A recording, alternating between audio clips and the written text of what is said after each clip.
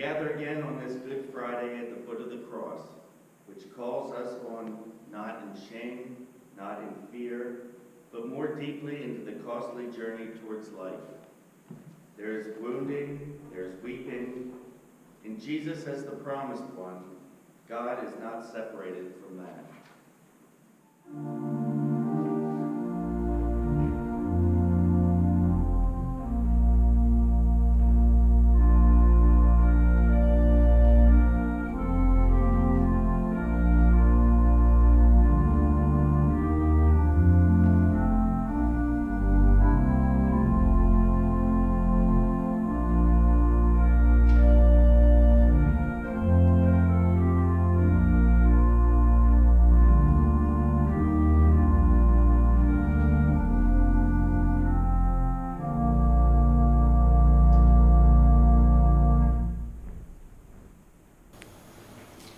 Reading 1.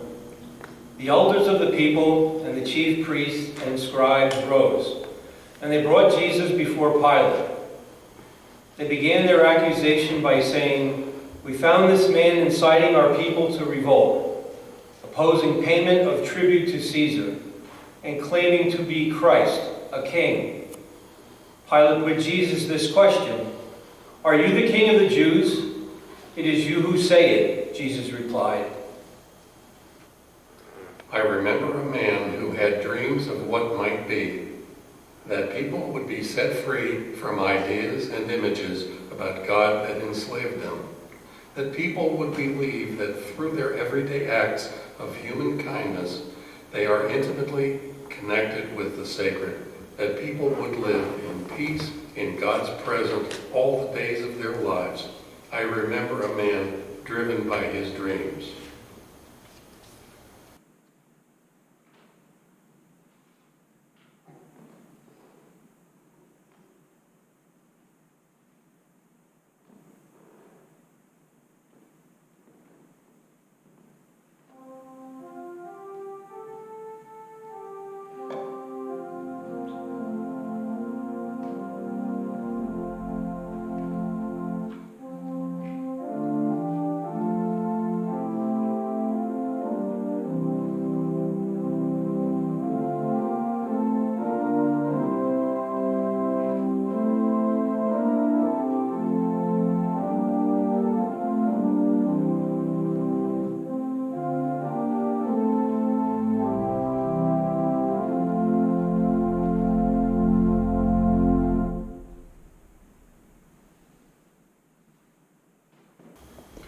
Reading 2.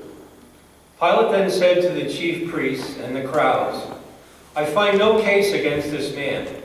But they persisted. "He is inflaming the people with his teaching all over Judea. It has come all the way from Galilee, where he began, down to here."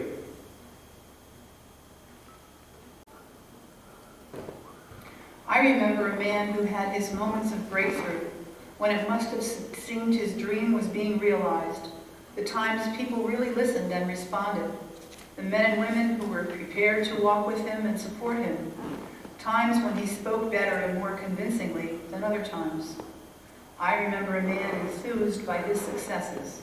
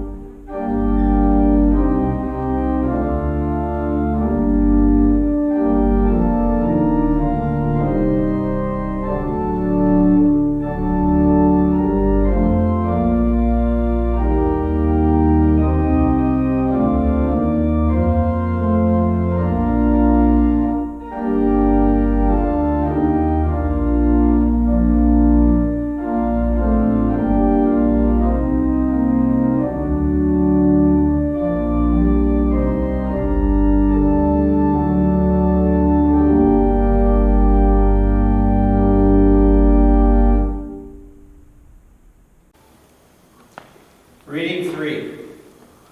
When Pilate heard this, he asked if the man was a Galilean. And finding that he came under Herod's jurisdiction, he passed him over to Herod, who was also in Jerusalem at that time. Herod was delighted to see Jesus.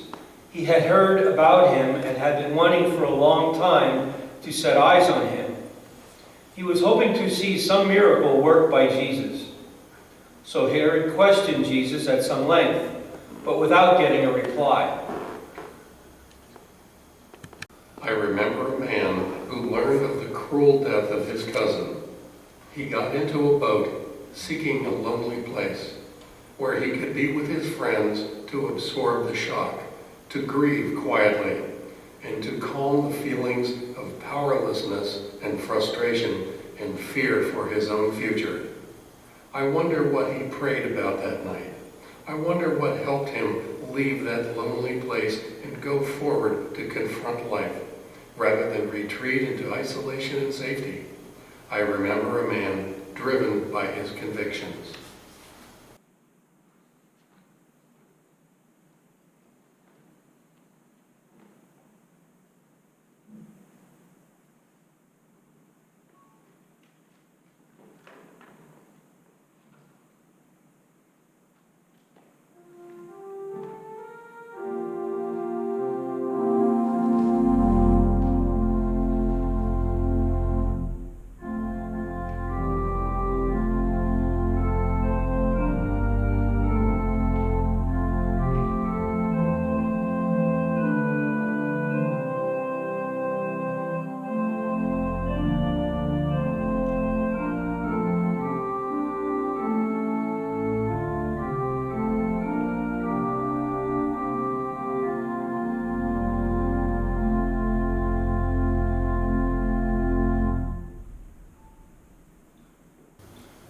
Reading 4.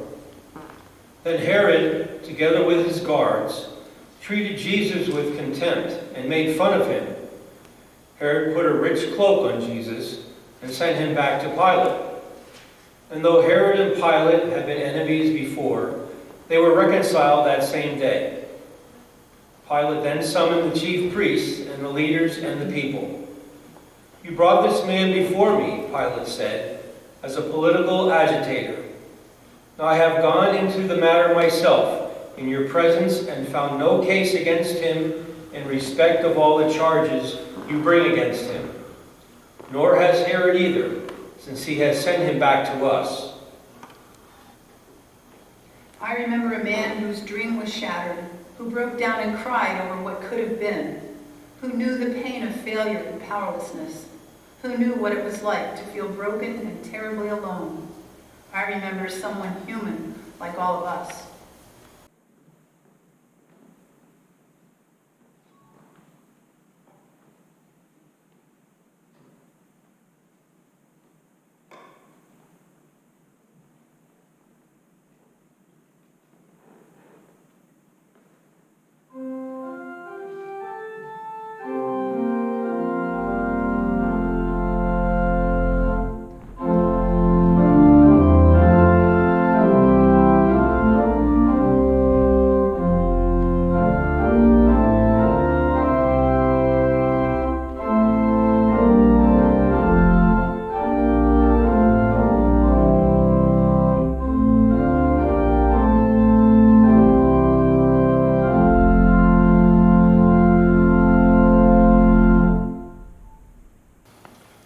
Reading 5.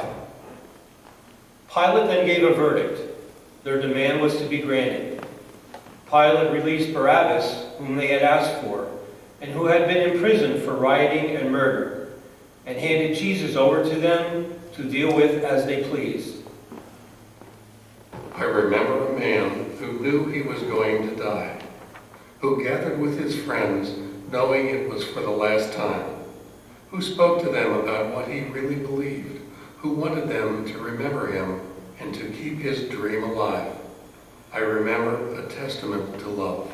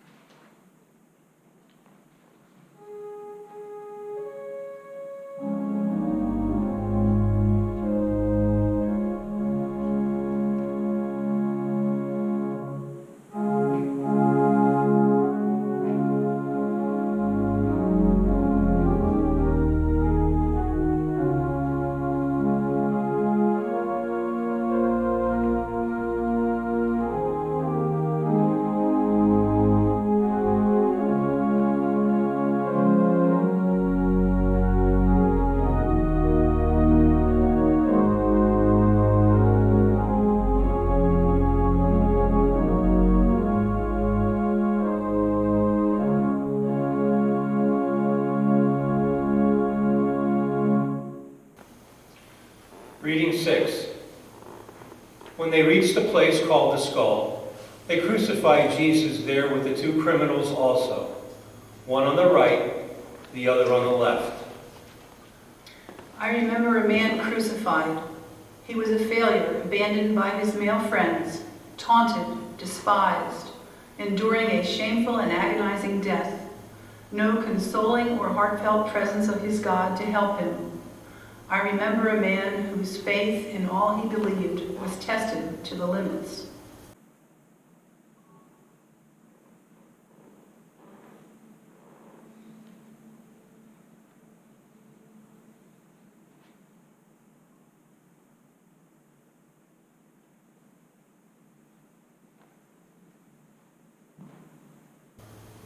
Sometimes we do what is wrong. We feel out of control and helpless. We feel ashamed. Yet evil is not all we are. Sometimes we do what is right. We feel proud and courageous. We feel our strength. We feel full of pride and courageous. Yet good is not all we are. Like the wind, sometimes mild, sometimes fierce, we hold all the moods and the power inside us. We bring the soft rain and the wild storm. It is our nature to contain it all. May we have peace with who we are and with who we may be. May we have peace with who we have been, evil and good, foolish and wise, weak and strong. May we know all that we are, and may we have peace.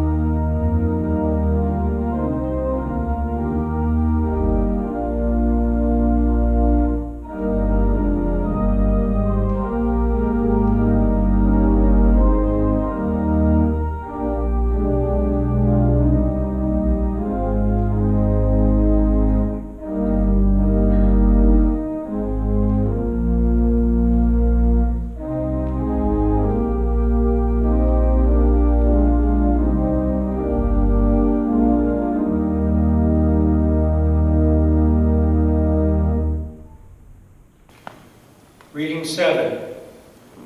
As you can see, the man has done nothing that deserves death. So I shall have him flogged and then let him go. But altogether they howled, "Away with him! Give us Barabbas!" Pilate was anxious to set Jesus free and addressed them again. But they shouted back, "Crucify! Crucify him!" I remember a man of extraordinary religious insight, utterly convinced of the connectedness between human loving and living in God, determined to give people personal authority in their relationship with God, wanting to set people free from fear of the unknown, setting his heart on breaking down barriers between people.